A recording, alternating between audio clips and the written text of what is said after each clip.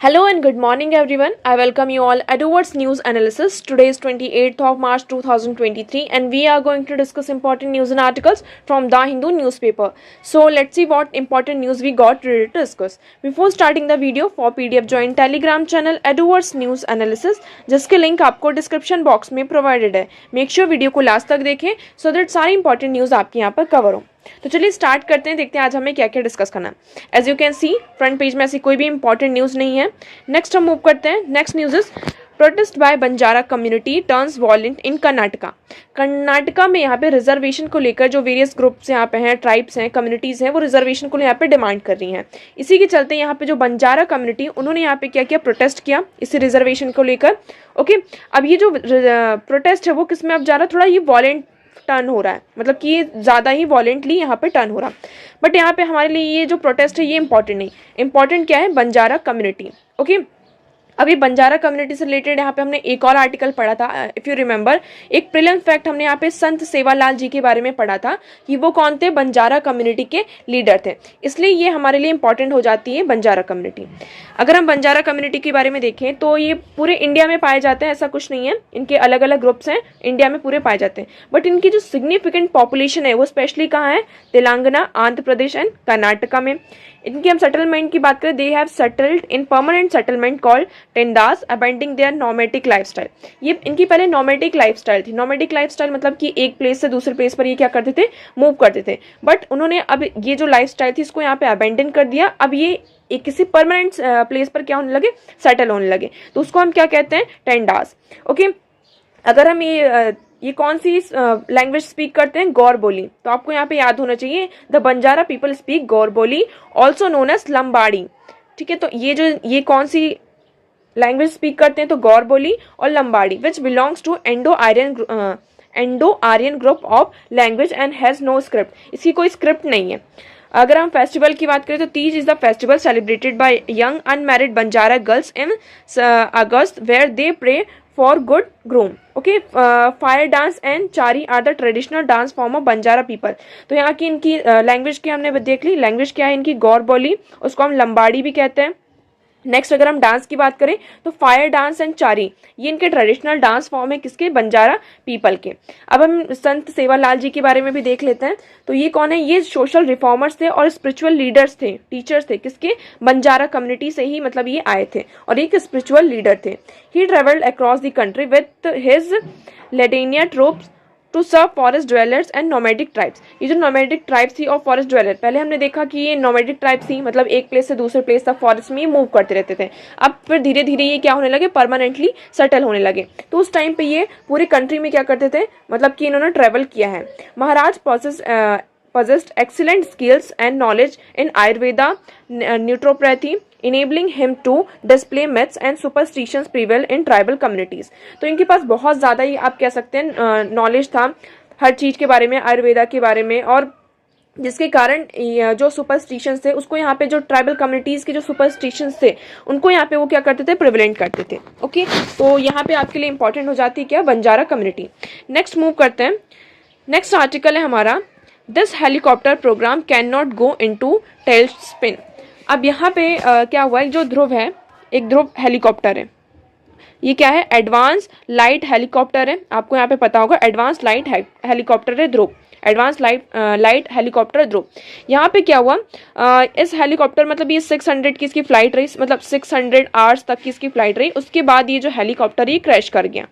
क्या हो गया, ये क्रैश हो गया. 600 आवर्स तक मतलब ये पूरी इसने फ्लाइट करी और उसके बाद इसको क्रैश हो गया. अब यहाँ पे हमारे लिए क्वेश्चन क्या आ जाता है, ये आर्टिकल्स में आप डिस्कस करें तो देखिए ये आर्टिकल में पर्सनल व्यूज़ हैं. आप पहले ही देख सकते हैं कि the views expressed are personal. इस आर्टिकल में जो भी ये एक्सप्रेस किया गया है, जो भी चीज़ें बोली गई हैं वो उनकी पर्सनल व्यूज़ हैं, उससे हमें कुछ लेना देना नहीं. बट अब यहाँ पर देखते हैं कि क्वेश्चन कैसे उठते हैं. क्वेश्चन यहाँ पे क्या क्या बनते हैं, हमारा पहला कि इसको हम लिंक कर सकते हैं किससे, प्रोडक्शन से. प्रोडक्शन लिंक इंसेंटिव हम यहाँ पर लेकर आ रहे हैं. नेक्स्ट हम आत्मनिर्भर भारत को लेकर आ रहे हैं. आत्मनिर्भर भारत, यहाँ पर हम किसको, डिफेंस इंडियनाइजेशन कर रहे हैं, मतलब कि हमारा जो डिफेंस सिस्टम है, जो डिफेंस इक्विपमेंट्स हैं, उसको हम क्या करें, हमारे ही लैंड में इसको बनाएं, उसका प्रोडक्शन करें, उसकी मैन्युफैक्चरिंग करें. हम आत्मनिर्भर भारत की यहाँ पे बात कर रहे हैं कि हमें क्या बनना है, आत्मनिर्भर भारत बनना है. प्रोडक्शन लिंक इंसेंटिव्स हैं.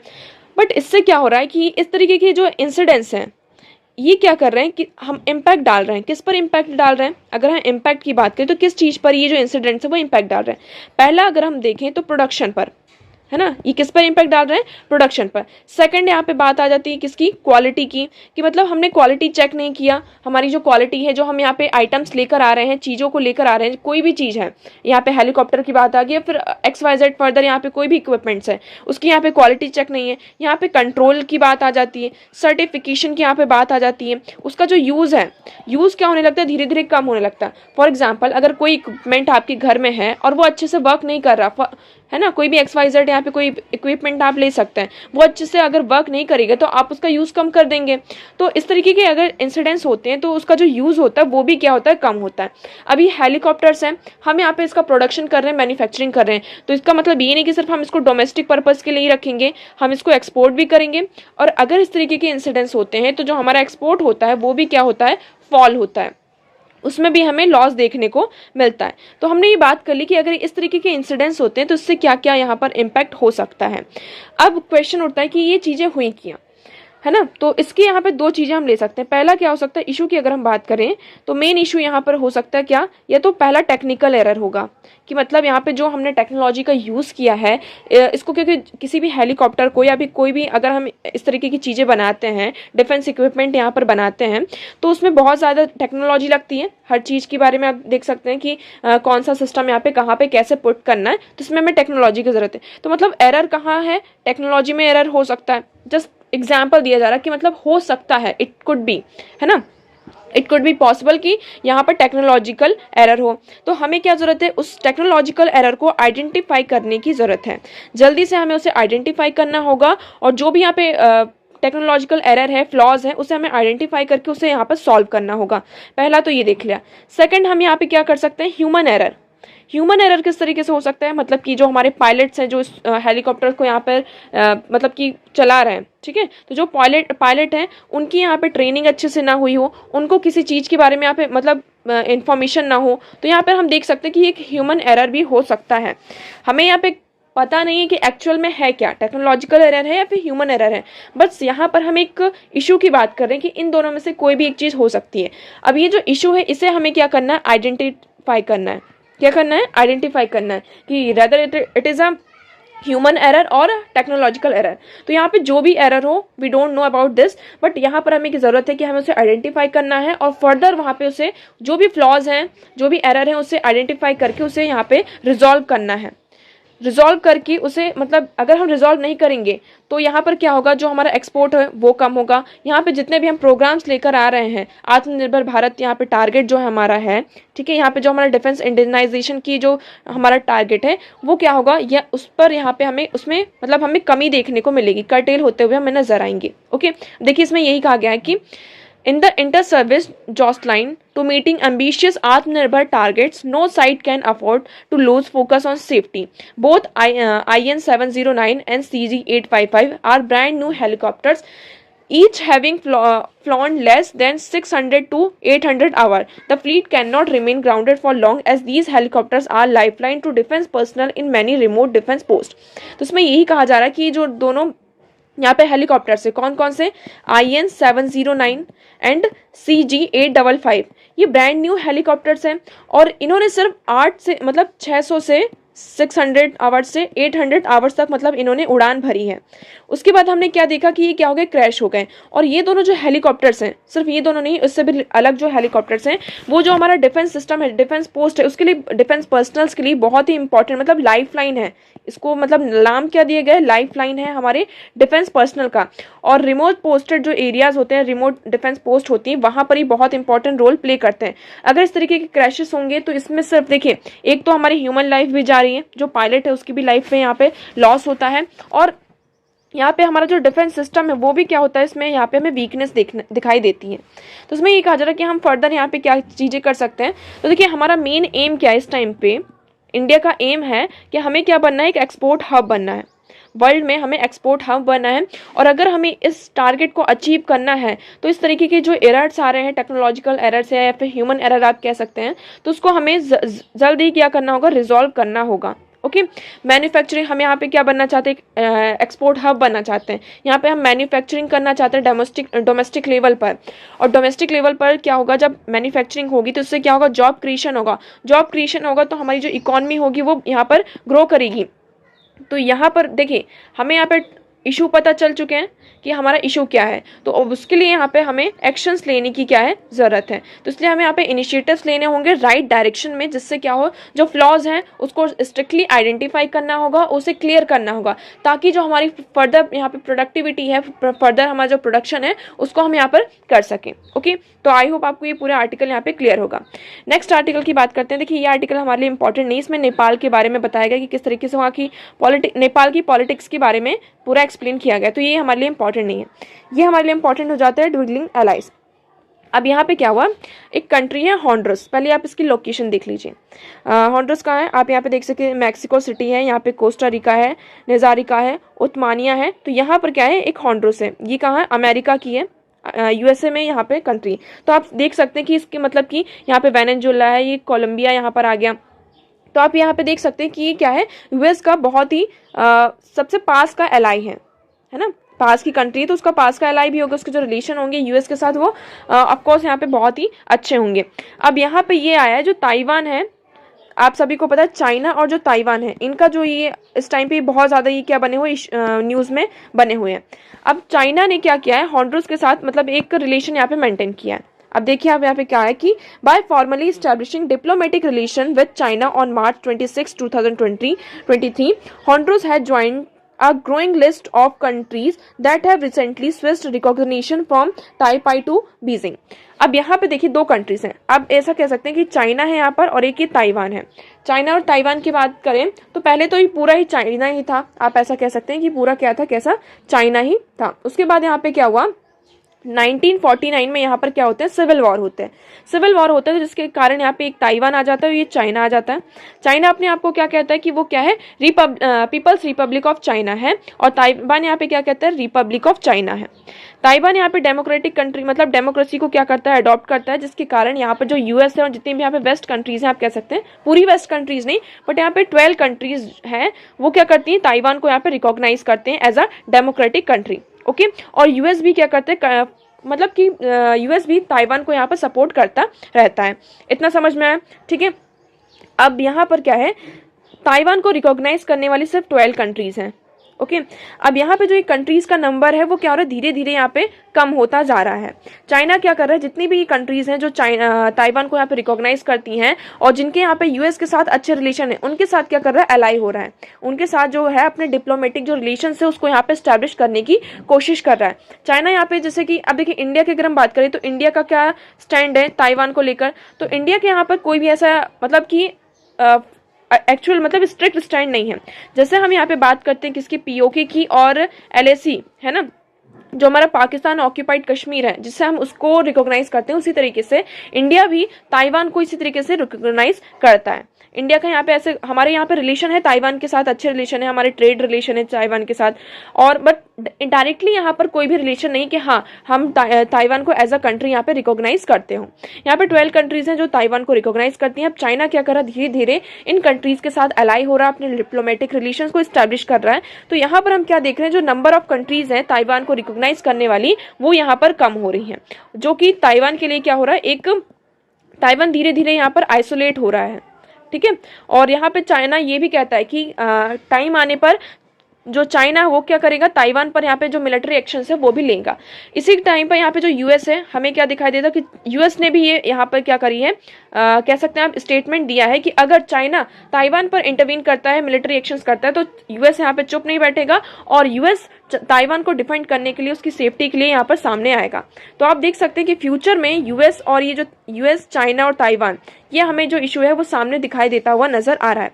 ताइवान की आप लोकेशन देख सकते हैं, यहाँ पर देखिए ये चाइना है, ओके, और ये आ जाता है हमारा ताइवान। तो ये एक आइलैंड नेशन है, आप सभी को पता है। और ये चाइना इसमें क्या करता है कि चाइना इसको अपने मतलब एक ही वन चाइना वन पॉलिसी जो है उसको पार्ट मानता है कि यहाँ पे सिर्फ एक ही चाइना है, ओके। तो आई होप आपको ये पूरा आर्टिकल यहाँ पे क्लियर होगा। तो इसमें यही हमको क्या दिखाई दे रहा कि चाइना और यूएस मतलब फ्यूचर में हमें इन दोनों कंट्रीज के बीच में ताइवान यूएस और चाइना के बीच में हमें यहाँ पे कन्फ्लिक्ट मतलब कि एक बड़ा कन्फ्लिक्ट दिखाई देता हुआ नजर आ रहा है। तो आई होप आपको ये पूरा आर्टिकल क्लियर होगा। नेक्स्ट मूव करते हैं। नेक्स्ट आर्टिकल है हमारा a shared G20 vision for the ocean common. अब यहाँ पे देखिए किसकी बात की गई, ओशन रीजन की बात की गई है। ओशन रीजन में अगर हम देखें तो G20 कितनी, G20 में यहाँ पे टोटल 19 कंट्रीज हैं और 1 यहाँ पर यूरोपियन यूनियन आ जाता है। ओके, अगर हम G20 टोटल इसका देखें तो 25% ऑफ वर्ल्ड कॉस्ट लाइन जो है G20 टुगेदर यहाँ पे अकाउंट करती है। तो ओके देखिए G20 countries together accounts for around 45% of the world coast lines and over 21% of the exclusive economic zones. तो इसलिए हमारे लिए जो ओशन है वो बहुत ही ज्यादा क्या हो जाता है, G20 के लिए इंपॉर्टेंट हो जाता है। तो यहाँ पर हमें क्या जरूरत है, एक शेयर विजन की जरूरत है, मतलब कि हमें एक साथ आना होगा और जो ये ओशन है, ओशन जो है हमारा, इसको यहाँ पर मतलब कि उसको सेव करने की बात की गई है। तो देखिए the ocean holds untrammelled opportunities for the prosperity of our planet. जो ओशन है वो क्या करता है, एक मतलब कि अनट्रेम्बल्ड अपॉर्चुनिटी और प्रॉस्पेरिटी को क्या करता है, होल्ड करके रखता है। It is therefore not surprising that the most prosperous cities and the countries are endeavoured with coast. तो इसमें यही कहा जा रहा है, देखो ये क्या करता है, ओशन के पास अगर कोई भी यहाँ पे कंट्री है, उसकी जो कोस्ट लाइन है वो ओशन कोस्टेड एरिया है, तो वो क्या है, प्रॉस्परस है, इसमें कोई भी डाउट नहीं है। अब इसी के चलते यहाँ पे बात की गई कि ओशन क्या है, reservoir of global biodiversity, critical regulator of the global weather and climate and support the economic wellbeing of billions of people in the coastal areas. Ocean क्या करता है, जो बिलियंस ऑफ पीपल यहाँ पे जो कोस्टल एरियाज में रहते हैं उनको इकोनॉमिकली यहाँ पे सपोर्ट करता है, ग्लोबल वेदर क्लाइमेट इन जो क्रिटिकल रेगुलेटर एक तरीके से आप कह सकते हैं ग्लोबल वेदर का और क्लाइमेट का। अब इसी के चलते यहाँ पे इसको इंक्लूड किया गया, किसको, ब्लू इकोनॉमी। हमने इस टर्म को पढ़ा था यहाँ पर, ब्लू इकोनॉमी। ओके, तो the term blue economy include not only ocean deploy. अभी ब्लू इकोनॉमी क्या है इसके बारे में हम देख लेते हैं। ब्लू इकोनॉमी का मतलब है कि सिर्फ हमारा ओशन डेवलपमेंट से यहाँ पे इसका मतलब नहीं कि हमें सिर्फ ओशन डेवलपमेंट करना है, यहाँ पे पॉल्यूशन कम करना है, ये सारी चीजें, but also inclusive social development and environmental and ecological security. तो ब्लू इकोनॉमी का मतलब क्या है, inclusive social development, ecological and environmental security. तो ये अगर ब्लू इकोनॉमी का कॉन्सेप्ट आता है कि व्हाट इज ब्लू इकोनॉमी, तो यहाँ पे सिर्फ हमें ओशन डेवलपमेंट से, ओशन डिपेंडेंट इकोनॉमी से मतलब नहीं कि ब्लू इकोनॉमी की अगर हमने बात कर दी तो इट मीन्स यहाँ पर जो वो जो इकोनॉमी है, कोई भी यहाँ पे कंट्री, वो क्या है, ओशन पर यहाँ पे डिपेंड है। इसका मतलब है inclusive social development and environmental ecological security. Okay, अब इसी के चलते यहाँ पे हमने बात करी कि हमें क्या करना है, जो ओशन इकोनॉमी है उसे यहाँ पे सस्टेनेबल डेवलपमेंट की चाहिए, डेवलपमेंट की बात की गई। इसी के चलते जो हमारे प्राइम मिनिस्टर है उन्होंने कहा, टू मी द ब्लू चक्र in India's flag represent the potential of the blue ocean economy. यहाँ पे हमारे प्राइम मिनिस्टर ने ये कहा कि जो हमारा फ्लैग है, इंडिया का जो फ्लैग है, उसमें जो ब्लू चक्र है वो किसको डिनोट कर रहा है, यहाँ पर हमारा पोटेंशियल, हमारा जो ओशनिक इकोनॉमी है उसकी जो पोटेंशियल, उसको यहाँ पे क्या कर रहा है, रिप्रेजेंट कर रहा है। तो आप इस कोड को यहाँ पे अपनी आंसर राइटिंग में क्या कर सकते हैं, इंक्लूड कर सकते हैं। इस तरीके के जो कोड्स होते हैं आप इसको अलग से लिख सकते हैं। और इवन ऐसे में अगर ओशन से रिलेटेड या फिर सी से रिलेटेड कोई भी आर्टिकल आता है, कुछ क्वेश्चन आते हैं, तो आप उसको यहाँ पे इस तरीके की जो कोटेशंस होते हैं उसको यहाँ पर क्या कर सकते हैं, कोट कर सकते हैं। अब अगर हम इंडिया की बात करते हैं, इंडियन गवर्नमेंट ने यहाँ पे क्या क्या इनिशिएटिव्स लिए हैं ब्लू इकोनॉमी को यहाँ पर उसके डेवलपमेंट के लिए, प्रमोट करने के लिए। तो पहला क्या आ जाता है, ये सारे आपके लिए यहाँ पे इंपॉर्टेंट हो जाते हैं, सारे यहाँ पे क्या है, फैक्ट्स हैं। सागरमाला इनिशिएटिव, पोर्टलैंड यहाँ पे ship building, financial assistant policy, प्रधानमंत्री मत्स्य संपदा योजना, ये हमारे बजट में भी हमने इसको डिस्कस किया था कि प्रधानमंत्री मत्स्य संपदा योजना is actively endangering blue revolution through sustainable and responsible development of the fisheries sector. मतलब जो हमारा फिशरीज सेक्टर है उसके लिए हम यहाँ पे एक सस्टेनेबल डेवलपमेंट की बात कर रहे हैं। इसके लिए यहाँ पे प्रधानमंत्री मत्स्य संपदा योजना को लेकर आया गया है। सागर मंथन डैशबोर्ड, हमने यहाँ पे सागर मंथन के बारे में बात करी थी, जो रियल टाइम वेसल्स है उनको ट्रैक करने के लिए यहाँ पे सागर मंथन डैशबोर्ड को लेकर आया गया है। डीप ओशन मिशन, जिसमें हम जो डीप ओशन है और एक्सक्लूसिव इकोनॉमिक जोन है, कॉन्टिनेंटल शेल्फ्स है, वहां पे जो रिसोर्सेस है उसको यहाँ पे क्या करेंगे, उनको प्रोटेक्ट करना है और उनको एक्सप्लोर करना है। इंडिया ने क्या यहाँ पे अडॉप्ट किया है, coastal regulation zone notification to clarify and better manage coastal regions and conserve ecologically sensitive coastline and marine areas including ecosystem.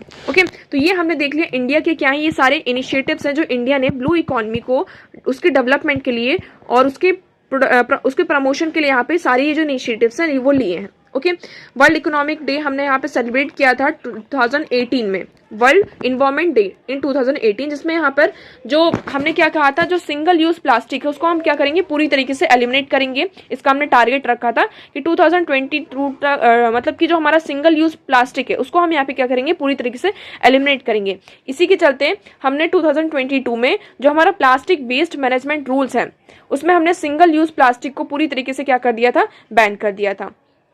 Okay, अब इस टाइम पे यहाँ पे क्या है, इंडिया के पास G20 की प्रेसिडेंसी है। तो G20 की जो प्रेसिडेंसी के साथ इंडिया क्या कर सकता है, ये जो अपना पोजीशन उसको स्ट्रेंथ कर सकता है। किसको, ये जो ब्लू इकोनॉमी है, ये जो चीज है ब्लू इकोनॉमी, इसको सामने रखकर ये क्या है, एक प्रायोरिटी एरिया है जिसमें हमें क्या जरूरत है कि under environment and climate sustainability working group the aim is to promote adoption of high level principles that guide sustainable and equitable economic development। तो यहाँ पर हम क्या कर सकते हैं, ये क्या है, बहुत ही इंपॉर्टेंट की प्रायोरिटी एरिया है जिसमें हम यहाँ पे बात कर सकते हैं और जो हाई लेवल के यहाँ पे जो प्रिंसिपल्स हैं उसको हम यहाँ पे अडॉप्ट कर सकते हैं। यहाँ पर जो हमारे प्राइम मिनिस्टर मोदी, उन्होंने एक बात और कही कि हमें क्या करना होगा, lifestyle for environment that promotes mindful utilisation of over mindless consumption of pattern. तो यहाँ पे ये बात की गई है कि अगर हमें ग्लोबल एडॉप्शन करना होगा, मतलब कि ग्लोबल लेवल पे क्या करना होगा, एडॉप्शन करना होगा लाइफस्टाइल फॉर एनवायरमेंट, मतलब कि हमारी जो लाइफस्टाइल होनी चाहिए वो किस तरीके से होनी चाहिए, इन्वायरमेंट के अकॉर्डिंग होनी चाहिए, जिसमें हमें जिस चीज़ की जितनी यहाँ पे यूटिलिटी है ना, उसको उतना ही यूज़ करना चाहिए। यहाँ पे मतलब कि ऐसा नहीं कि हम माइंडलेस कंजप्शन यहाँ पर नहीं करना चाहिए। ओके, तो अब अगर हम G20 की बात करें तो G20 में ओवर द ईयर, यहाँ पे सिर्फ इस साल ही नहीं कि हम सिर्फ ब्लू इकोनॉमी के बारे में, ओशन के बारे में, सिर्फ इस साल इंडिया के पास प्रेसिडेंसी, इसलिए हम इस चीज़ पर टारगेट कर रहे हैं। ओवर द ईयर G20 में ये जो टॉपिक है ब्लू इकोनॉमी, इसके बारे में बात की गई है। जैसे कि हम देखें तो G20 एक्शन प्लान आया था मैराइन लीटर पर, ओसाका ब्लू ओशन विजन आया था, coral research development accelerator programme, last year holistic discussion हुआ था ब्लू इकोनॉमी में जब हमारा, और यहाँ पर ओशन 20 यहाँ पे लॉन्च हुआ था जब बाली में, उसके बारे में हमने यहाँ पे बात करी थी, किसकी, ओशन के बारे में पूरी यहाँ पे डिस्कशन यहाँ पर किया गया है। ओके, तो हमारा बस मेन टारगेट यही है कि हमें क्या करना है। देखिए, in the context, India G20 presidency would play an important role in promoting individual and collective action to facilitate the transition towards a sustainable blue economy। अब इंडिया के पास क्या है इस टाइम पे प्रेसिडेंसी है, तो इंडिया क्या कर सकता है, ये जो की एरिया है ब्लू इकोनॉमी है, इसको यहाँ पर एक इम्पॉर्टेंट मतलब टॉपिक के रूप में सामने रख सकता है। और हमें एक शेयर्ड विजन की ज़रूरत है, किसको, ओशन को, यहाँ पर जो हमारे ओशन है उसको यहाँ पे सेव करने की। ओके, तो देखिए इसमें ये कहा जा रहा है कि United Nation framework convention on climate change, the convention on biological diversity, the intergovernmental negotiation committee on plastic pollution, the United convention on the law of sea etc. They are closely interlinked. The stewardship of ocean is an investment that will sustain future generation. The spirit of one earth, one family, one future must unite the global community for well-being of our ocean commons। तो इसमें ये कहा जा रहा है जो हमारा main target है किसका, one earth, one family and one future को। तो इसके लिए हमें यहाँ पे जो ग्लोबल कम्युनिटी है उसको एक साथ आना होगा, तभी हम क्या कर सकते हैं, जो हमारा ओशनिक फ्यूचर है उसकी वेलबिंग, जो ओशन कॉमन है उसकी वेलबिंग के बारे में हम बात कर सकते हैं। ओके, तो आई होप आपको ये पूरा आर्टिकल यहाँ पर क्लियर होगा। तो हमें यहाँ पे एक शेयर विजन रखना होगा, मतलब सारी कंट्रीज का जो विजन होना चाहिए कैसा होना, शेयर्ड होना चाहिए, एक जैसा होना चाहिए, जिससे हमारे जो ओशन कॉमन्स है उसको हम अचीव कर सके, जो हमारे टारगेट्स हैं हम उसको यहाँ पे अचीव कर सके। ओके, तो आई होप आपको ये पूरा क्लियर होगा। नेक्स्ट मूव करते हैं। नेक्स्ट आर्टिकल हमारे यहाँ पे cheetah dies of kidney ailment in Kuno national park. अब आप सभी को पता है कि इंडिया में क्या हुआ 1952 से, मतलब कि 1947 हमारे इंडिपेंडेंस के बाद से ये जो चीताज हैं, एशियाटिक चीता जो हमारे इंडिया में चीताज थे, वो यहाँ पे पूरी तरीके से क्या हो चुके हैं, एक्सटिंक्ट हो चुके हैं। इसी के चलते यहाँ पे हमने क्या करा, चीता रीइंट्रोडक्शन प्रोग्राम लेकर आए इंडिया में, जिसमें हमने यहाँ पे लास्ट ईयर कितना नाम्बिया से 12 चीताज को यहाँ पे बुलवाया था। 12 चीताज को यहाँ पे कूनो नेशनल पार्क में लेकर आया गया था। कूनो नेशनल पार्क कहाँ है, इसको हमने कई बार डिस्कस कर चुका है, आप इसको कमेंट सेक्शन में जरूर बताएगा, where is Kuno national park. Okay, तो यहाँ पे क्या हुआ, मंडे को अगर हम देखें, मंडे को यहाँ पे जो शाशा यहाँ पे एक चीता थी उसकी यहाँ पे डेथ हो चुकी है ड्यू टू किडनी अलाइनमेंट, मतलब कि जो किडनी में कुछ प्रॉब्लम थी जिसके कारण यहाँ पे जो ये चीता है उसकी यहाँ पे डेथ हो गई। The Shasha, one of the cheetah brought from Nambia, died of kidney alignment on Monday at Kuno National Park in Madhya Pradesh, the top forest department official says। अब देखिए यहाँ पे इससे इशू क्या निकल कर आता है। चीता की अगर हम बात करें तो ये वल्नरेबल कैटेगरी में आते हैं, ओके। तो इससे हमें इशू की अगर हम बात करें तो सबसे पहला इशू आता है कि अगर हमने यहाँ पे क्या किया, चीतास को री इंट्रोड्यूस किया है ना, एक कंट्री से यहाँ पर एक प्लेस से दूसरे प्लेस पर क्या किया जा रहा है, उनको ट्रांसफर किया जा रहा है, उनका री इंट्रोडक्शन हो रहा है, हमारी कंट्री में री इंट्रोडक्शन। तो पहला चीज ये आ जाती है, पहली चीज क्या आती है कि क्या उससे यहाँ पे प्री मेडिकल टेस्ट नहीं हुआ था, मतलब जब उनको यहाँ पर लाया जा रहा था तो उनका प्री मेडिकल टेस्ट होना चाहिए। इसके बारे में यहाँ पे क्वेश्चन उठाएगा, मतलब कि उनका टेस्ट हुआ था या नहीं हुआ था, और अगर कोई यहाँ पे उनको प्रॉब्लम थी तो उनको फिर क्यों लेकर आया गया। पहला क्वेश्चन ये उठता है। सेकंड क्वेश्चन की अगर हम बात करते हैं तो सेकंड क्वेश्चन क्या आ जाता है कि क्या इंडिया का जो इन्वायरमेंट है, देखिए हर एक कंट्री का इन्वायरमेंट जो होता है वो अलग अलग होता है, तो इंडिया का जो इन्वायरमेंट है वो क्या वो सस्टेनेबल है, सुटेबल है फॉर दीज चीतास।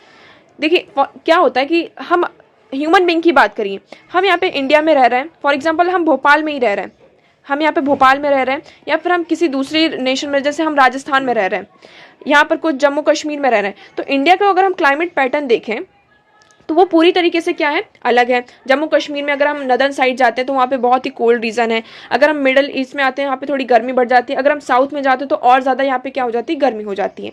अगर हम एक प्लेस से दूसरे प्लेस पर ट्रांसफर करते हैं तो हमें कितनी ज़्यादा प्रॉब्लम का फेस करना पड़ता है, हम मतलब उस एनवायरमेंट को हमें अडॉप्ट करने में कितनी ज़्यादा यहाँ पे प्रॉब्लम आती है।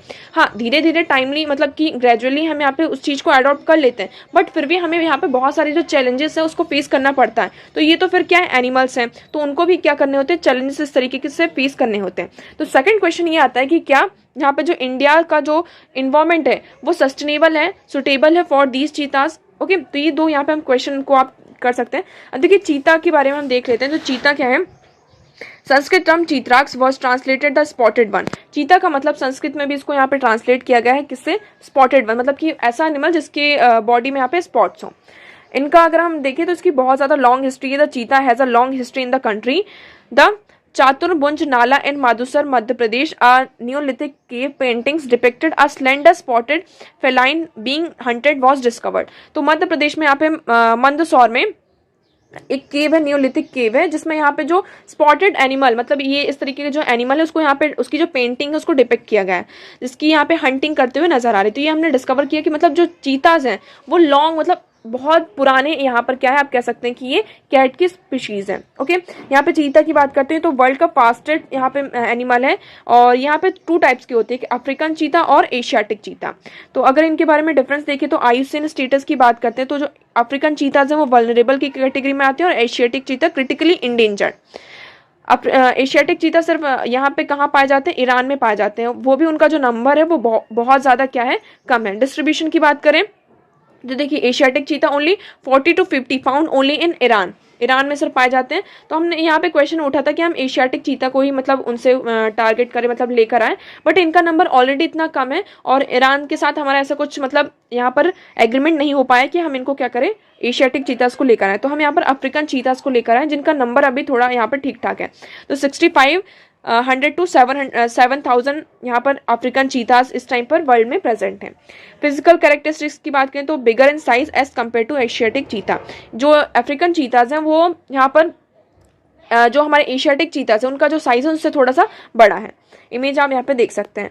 इसी के चलते यहाँ पे हमारा री इंट्रोडक्शन प्रोग्राम आया, चीतास री इंट्रोडक्शन प्रोग्राम, जिसमें क्या है, with the help of Wildlife Institute of India and the Wildlife Trust of India, the ministry will be translocating around 8 to 12 cheetahs from South Africa, Namibia and Botswana. तो हम इन 3 countries से क्या कर रहे हैं, चीतास को reintroduce किया जा रहा है। These countries have the world largest population of animal. ये कंट्रीज में यहाँ पे अगर हम देखें तो जो वाइल्ड एनिमल्स हैं, जो पॉपुलेशन है एनिमल्स की वो बहुत ज़्यादा है, ओके।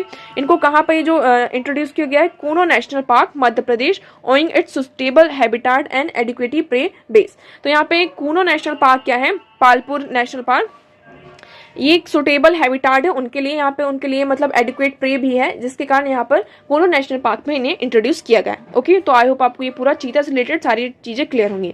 नेक्स्ट हम बात करते हैं heat action plans in India fails to identify vulnerable groups study. अब यहाँ पे क्या है, जो हीट वेव्स हैं वो कंटिन्यूसली क्या हो रही है, इंडिया में आ रही हैं। इंडिया में नहीं, पूरे वर्ल्ड में आप कह सकते हैं क्लाइमेट चेंज के कारण जो हीट वेव है वो यहाँ पे सामने हमें फेस करना पड़ रहा है। इसी के चलते यहाँ पे मीटिंग हुई थी। उस मीटिंग में प्राइम मिनिस्टर की एक हाई लेवल मीटिंग हुई थी जिसमें ये बात किया गया था कि जो स्टेट्स हैं और डिस्ट्रिक्ट्स हैं वो क्या लेकर आएंगे, हीट एक्शन प्लान लेकर आएंगे। अभी जो हीट एक्शन प्लान लेकर आएगा, जब इसको यहाँ पर फर्दर यहाँ पे इसको देखा गया तो उसमें ये समझ में आया कि जो ये हीट एक्शन प्लान्स हैं, इसमें जो हमारी वल्नरेबल कैटेगरीज के यहाँ पे जो पीपल हैं, जो वल्नरेबल ग्रुप्स हैं, उसको यहाँ पे बहुत ज़्यादा किया गया है, पीछे छोड़ा गया है। उनके बारे में यहाँ पर उनको मतलब रिपोर्ट में मतलब इन प्लान में इंक्लूड नहीं किया गया। तो देखिए इसमें क्या है, while most heat action plans list broad categories of vulnerable groups, elderly, outdoors workers, pregnant women and the list of solution, they do not focus on these groups. तो उसमें यही कहा जा रहा है कि जो हीट एक्शन प्लान है उसमें जो वल्नरेबल ग्रुप है उसको यहाँ पे क्या किया गया है, इंक्लूड नहीं किया। अब वल्नरेबल ग्रुप्स कौन कौन से हो जाते हैं आप देख सकते हैं कि जैसे कि जो इंटेंस वर्कर होते हैं, आप जैसे कंस्ट्रक्शन साइट्स में देखते हैं जो इंटेंस वर्कर होते हैं, डेली वेजेस वर्कर्स होते हैं, उनके बारे में बात की गई।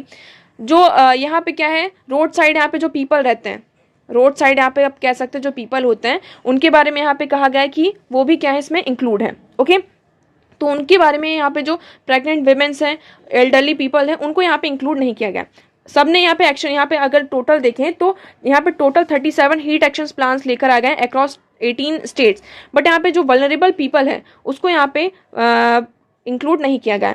अगर अब इसके बारे में देखें तो हीट एक्शन प्लान में क्या किया गया, उनको आइडेंटिफाई नहीं किया गया इस प्लान में। अब अगर हम देखें तो इसके लिए जो मेन प्रॉब्लम क्या है, जो वार्निंग सिस्टम है वो हमारा क्या है, यहाँ पर लैक हो रहा है। इसका जो हीट वेव्स का अगर हम इम्पैक्ट देखें तो ह्यूमन में भी पड़ता है, एनिमल्स में भी, और जो बर्ड्स हैं उसमें भी यहाँ पे क्या पड़ता है, हीट का इम्पैक्ट होता है। इम्पैक्ट की अगर हम नेक्स्ट बात करें तो हमारी हेल्थ में सबसे ज़्यादा इम्पैक्ट होता है। यहाँ पे हार्ट अटैक की जो प्रॉब्लम्स हैं वो हीट के कारण यहाँ पे बढ़ रहे हैं, स्किन प्रॉब्लम यहाँ पे बढ़ रही है, और जो रेस्पिरेशन यहाँ पे प्रॉब्लम है वो सामने हमें फेस करनी पड़ रही है। वर्किंग फोर्स, हमने इस पर बात करी थी, जो वर्किंग फोर्स है उस पर सबसे ज़्यादा क्या पड़ता है, यहाँ पे इम्पैक्ट होता है। वर्किंग आवर्स हमारे यहाँ पे कम होते हैं। नेक्स्ट अगर हम बात करें तो यहाँ पे वाटर स्कैसिटी होती है। यहाँ पे जो ट्रीज़ हैं, इन्वायरमेंट है, इस पर भी क्या होता है, जो ट्रीज़ होते हैं उनकी जो लीव्स होती है वो पूरी बर्न हो जाती हैं। फूड सिक्योरिटी आ जाता है, फूड सिक्योरिटी जो एग्रीकल्चर, उस पर बहुत ज़्यादा इम्पैक्ट होता है। नेक्स्ट अगर हम बात करते हैं जो एनर्जी की हमारी डिमांड है वो क्या होती है, कंटिन्यूसली इंक्रीज होती है। हीट वेव इंक्रीज होगी मतलब गर्मी होगी तो यहाँ पे जो इलेक्ट्रिसिटी है, हम यहाँ पे फ्रिज का ज़्यादा यूज़ करेंगे, हमें यहाँ AC का ज़्यादा यूज़ करेंगे, तो इससे क्या होगा, इलेक्ट्रिसिटी की डिमांड बढ़ेगी। और इलेक्ट्रिसिटी कैसे जनरेट होती है आप सभी को पता है, कोल के थ्रू, है ना। तो कोल का यहाँ पे जो कंजप्शन होगा वो ज़्यादा होगा। तो ये हमने देख लिया क्या इम्पैक्ट। तो यहाँ पर हमें ज़रूरत है क्या, एक सुटेबल मतलब कि एक सस्टेनेबल हीट एक्शन प्लान की, जिसके थ्रू हम ये जो हीट वेव्स हैं उसको यहाँ पे हम सामना कर पाएं। तो इसमें यही कहा जा रहा है कि जो heat action plans in India fails to identify vulnerable group. यहाँ पे जो स्टडी हुई इसमें यही कहा जा रहा है कि जो वल्नरेबल ग्रुप हैं, तो हम इंडिया में जो हीट एक्शन प्लान्स लेकर आ गए उनको आइडेंटिफाई करने में क्या हो रहा है, फेल हो रहा है। ओके, तो आई होप आपको ये पूरा आर्टिकल क्लियर होगा। सो आज के लिए इतना ही। आई होप आपको यहाँ पे सारी चीज़ें क्लियर होंगी। वीडियो कैसा लगा कमेंट सेक्शन में ज़रूर बताएगा। So that's for all today. Thank you so much for discussion.